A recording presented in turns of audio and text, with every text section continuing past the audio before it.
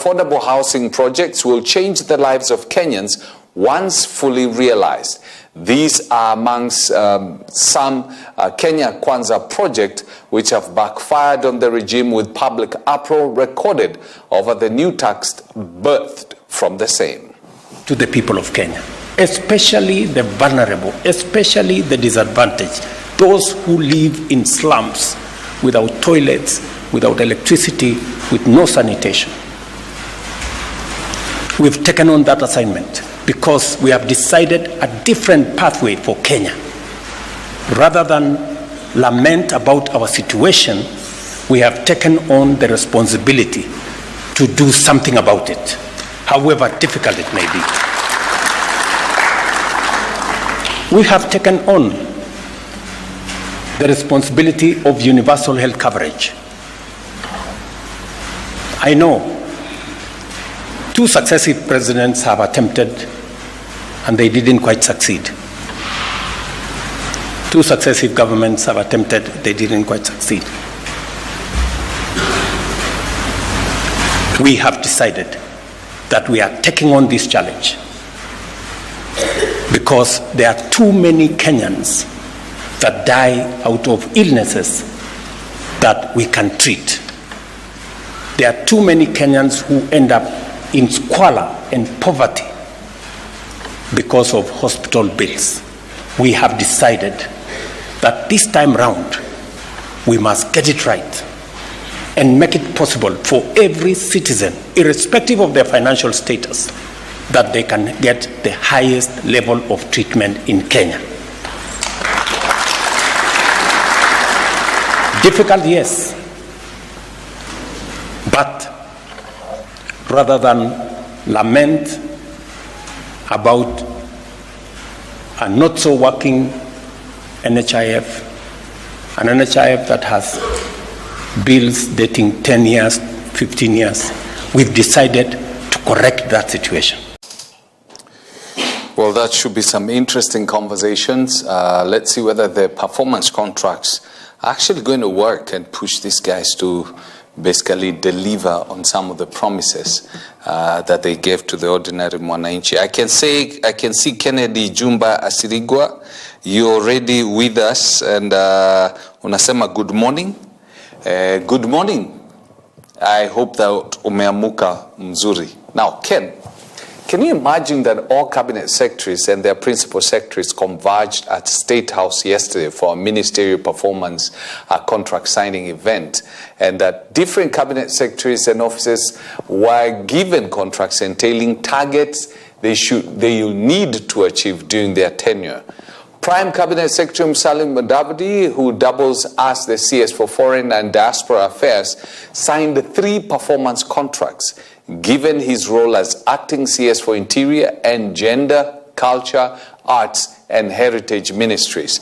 Presiding over the ceremony, President William Ruto urged CSs to remain vigilant and steadfast in delivering on their mandates and providing better services to the people of Kenya.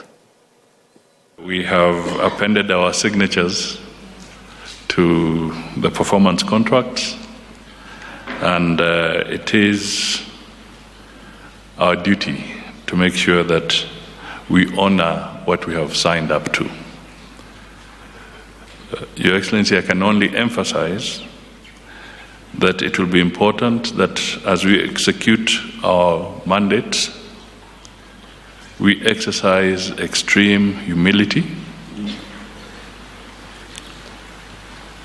We also exercise integrity. And we also acknowledge that the focus must be on performance and delivery as you have assigned us in our various portfolios. Your Excellency, it is important that Parliament has also been here. They oversight us, and I think the message that we get from their presence also is that they are likely to be more vicious in their oversight assignments as they look at all the various dockets and what is expected of us. Well, I hope they actually work. During that time, Deputy President Kithure Kindiki called on cabinet secretaries and the principal secretaries to take decisive action in fulfilling the government's bottom-up economic agenda, stressing the importance of delivering on the promises made to the people of Kenya.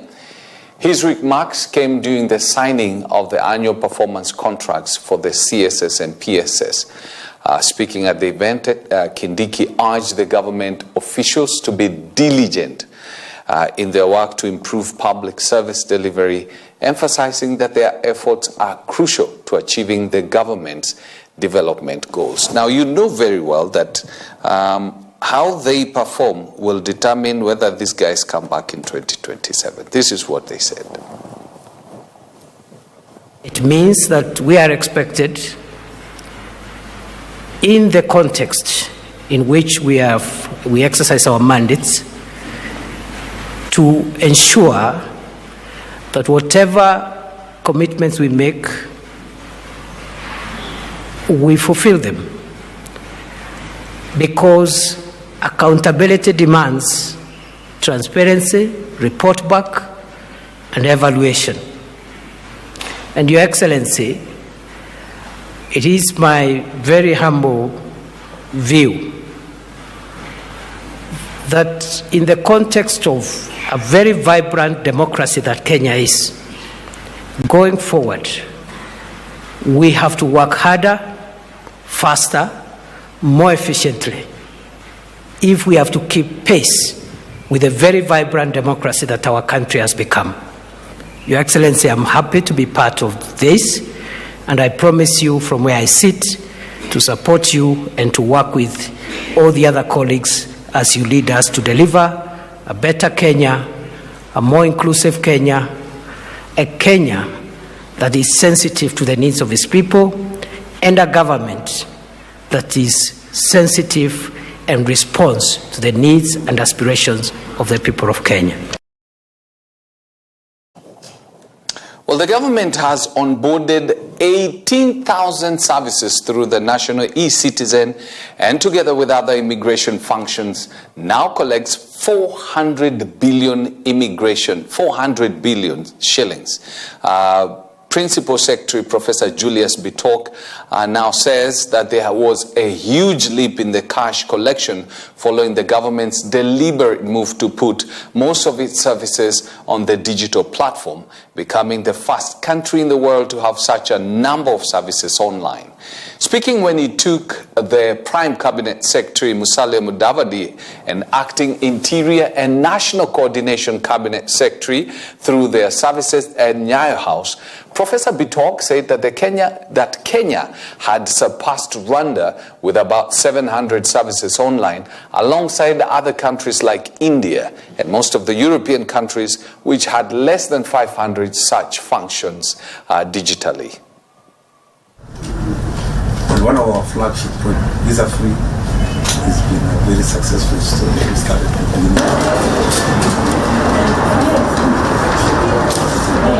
Mohammed Afzal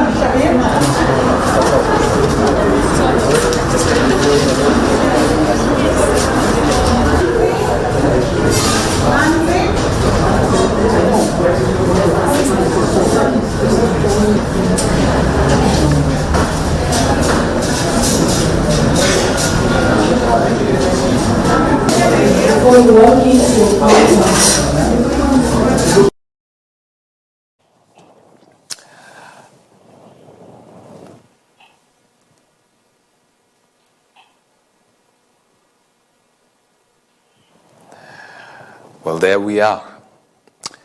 Now, you know this gentleman, Majority Leader Kimani Ichung'wah, who is now defending security agencies in the midst of claims of abduction of innocent citizens in the country, saying security officers are doing their work as mandated in the Constitution. Ishongwa praised the security forces, including the DCI, for expediting investigations into murder cases and called on fellow legislators to be cautious while speaking against the police officers. Today in this country, even people who are legitimately arrested by policemen are booked into police cells, known police cells, are produced before courts of law. Those are being described as abductions. Probably we should, even as we engage Honorable Speaker, be able to define what is an abduction. You saw the other case, Honorable Speaker, only this week or last week. A wife to somebody is in Nairobi, is also married to another man in Narok. The husband in Nairobi reports that the wife has been abducted. So I don't know whether that was an abduction or is a case of people stealing other people's wives. Now tomorrow, if the Honorable Bowen moves to Marakwet East with my wife, will I report my wife as having been abducted? Or do I say I've been unable to do certain things that the Honorable Bowen has managed to do? I mean, Honorable Speaker, I was only pointing out to say that we must be careful as leaders because we have a national platform. The adjectives we use to describe incidences. When a murderer murders people, that is a murderer. When someone is abducted by criminals and the police apprehend, at least let us have also the decency to congratulate, and I want to take this opportunity to congratulate DCI Amin and his team of security officers in the operations department, because they have moved with speed. When the Kware killings were happening, Honorable Speaker, it took them less than a week to apprehend the suspect. But it took the police a very short time, the Kenya police, to allow that suspect to escape from lawful custody, Honorable Speaker. Those are the issues I would expect that as leaders we should be addressing. Commend our officers when they do well, encourage them to do better, to apprehend suspects, but also avoid the temptation to brand every other criminal activity as an abduction. And I know there are also elements among us who want to make all these things look like they're abductions. Now, you remember Meg Whitman, the outgoing U.S. ambassador to Kenya? Well, she bid farewell to President William Ruto at State House yesterday following her resignation. Whitman, who's a billionaire businesswoman and the third female ambassador to Kenya, handed in her resignation to outgoing U.S. President Joe Biden last week. Her departure came after intense public pressure from Kenyans and a notable shift in the U.S. political leadership with Donald Trump's return to the White House. The embassy will now be led by Charge d'Affaires Mark Dillard. Hello, Meg. Fine. How are you? Nice to see you. Karibu. Thank you. Yeah. Thank you very much. Hello. How are you? Very good. Welcome. Abari, how are you? Good. Welcome.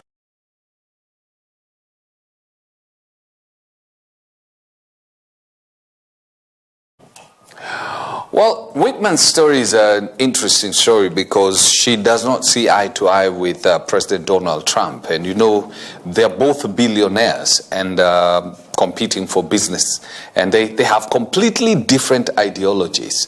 And I can assure you, Whitman did not want to wait until she's shown the door by the U.S. President Donald Trump once he's been sworn in. Because I'm very sure, knowing the character of Donald, that's the first thing he would want to do to prove that he's at a higher position that she's at.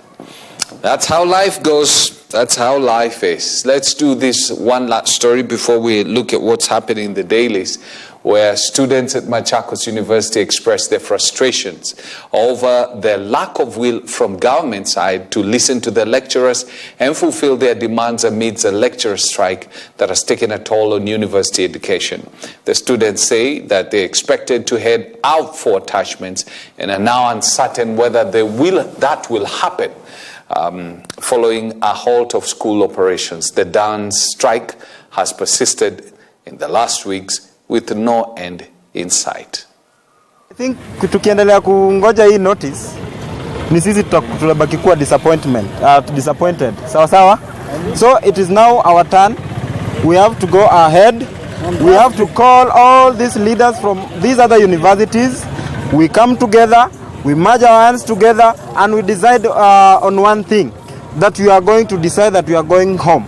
Another thing, it is impossible for us to learn for only 6 months, and we've paid school fees for the whole semester. Another thing, now that this semester has been delayed due to the failure of this government to facilitate the needs of our lecturers, there are comrades who are supposed to go for their attachment after the 2 semesters of maybe this year.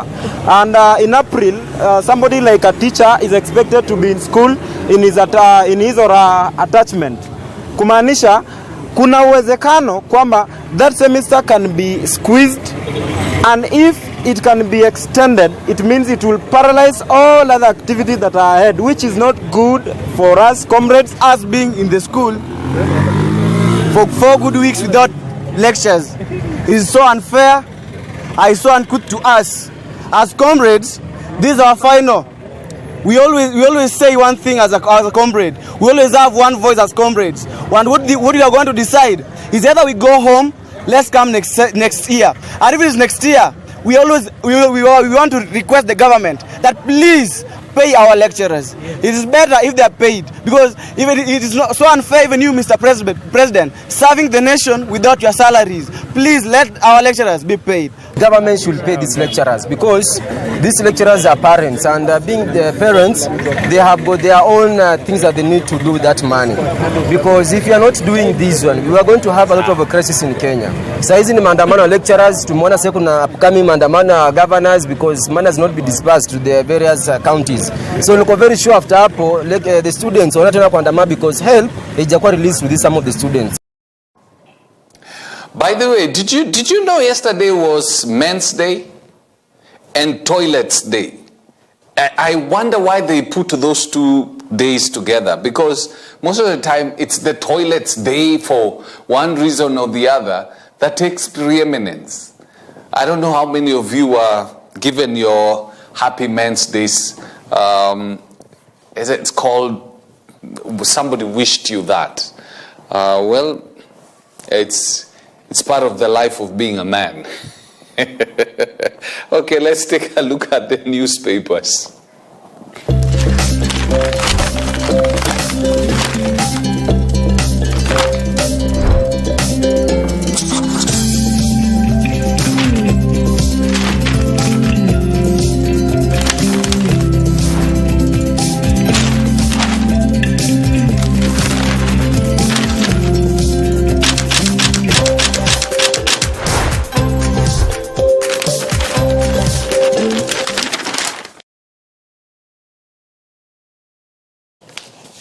And this is where we start. This is the standard, no holds barred.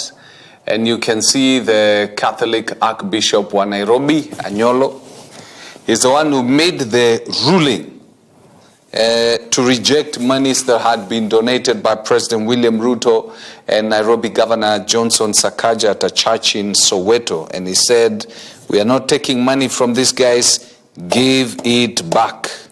And the monies that were given back were almost 5 million, by the way, from different areas where the president had given out money.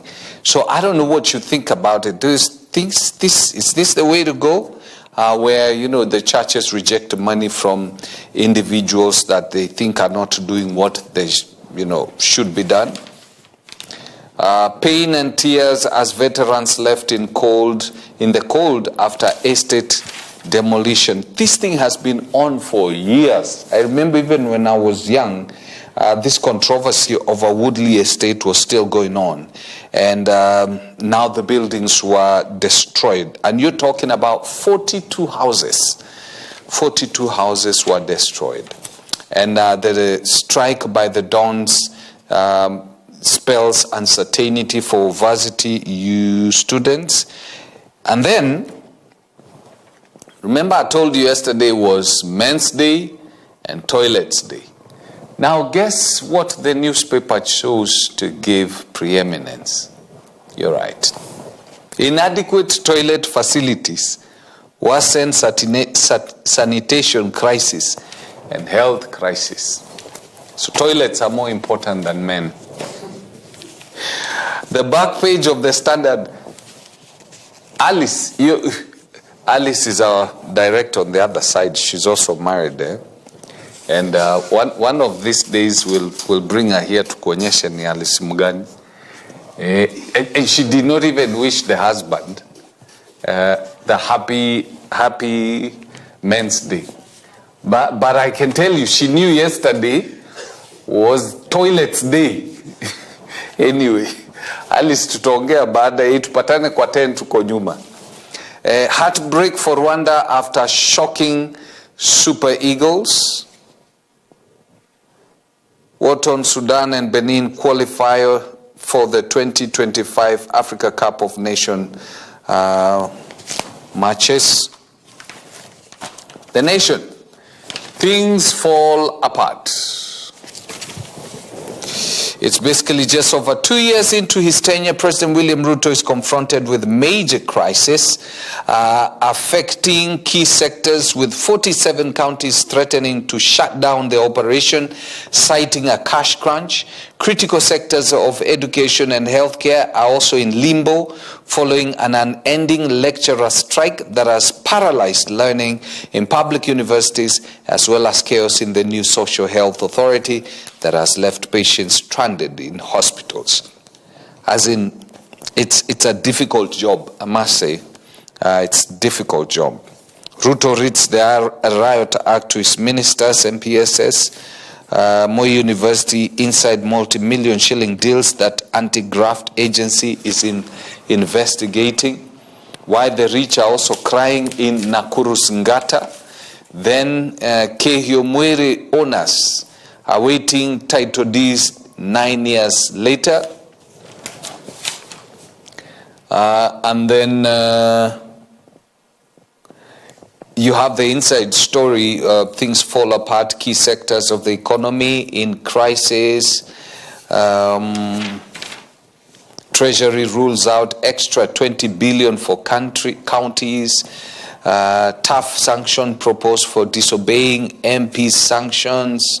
Summons rather. Forget flights. It's SGR for legislators going to Mombasa for games. This is good, at least. But I can assure you, see, they are taking SGR. What is going to happen? You know, there's a class that was introduced in the SGR where you pay 10,000 shillings and you enjoy more like, you know, first class services. You've got your own space, you got some TV there. I mean, you're served great food from Nairobi to Mombasa. This is what they're going to use. So the difference is not going to be that much. But anyway, it's better. Maybe the flights are more expensive. But yeah, let's see what we can do, because the government says it does not have money, doesn't it? Billion shilling deals, EACC is probing at Moi University. The Auditor General, public universities have lost over 14 billion shillings through waste and corruption. Wow, 14 billion shillings.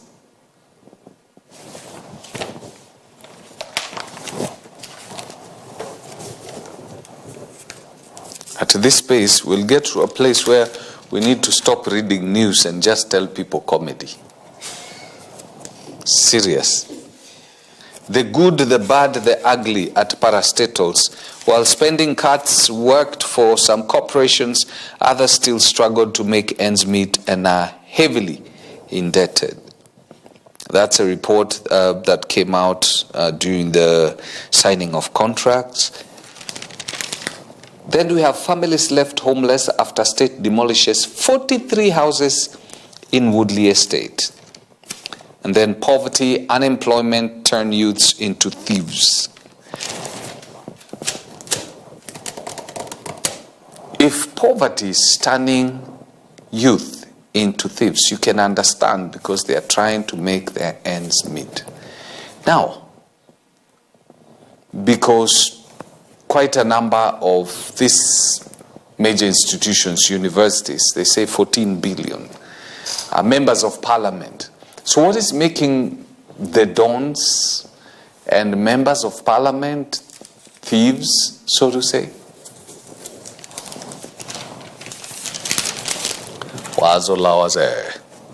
Parastato scorecard, the good, the bad, and the ugly. And Kenya Power, how state corporations performed, profit makers, the corporations that made profit.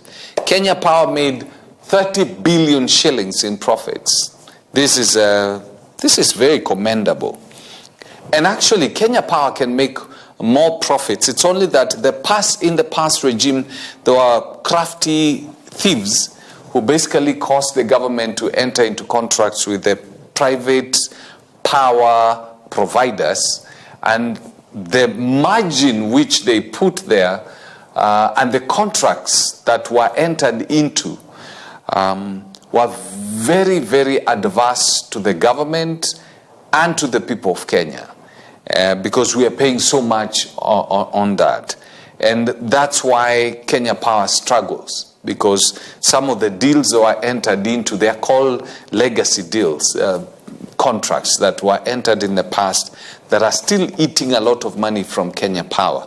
But you can see Kenya Power's made 30 billion shillings in profit.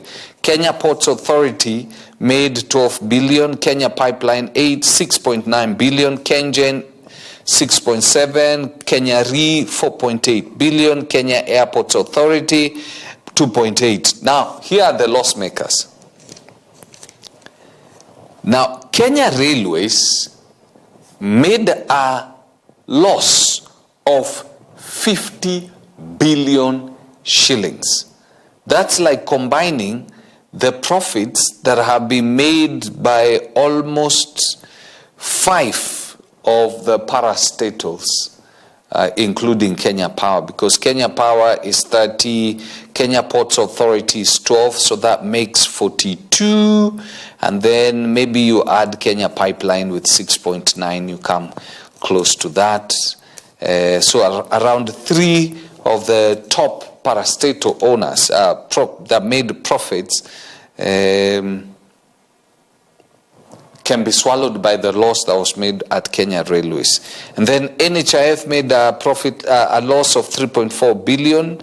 NHIF, then New KCC 2.4 billion, KNTC 3.2 billion, Posta Kenya 1 billion, Zoia Sugar 1 billion. And that's a report from the National Treasury. And then ODM warns against violence ahead of polls, no room for delays and excuses. William Ruto, the president, warns CSS. Then fingers crossed, tough race expected owing to caliber of field. What field is this? The 2023 World Half Marathon champion Sebastian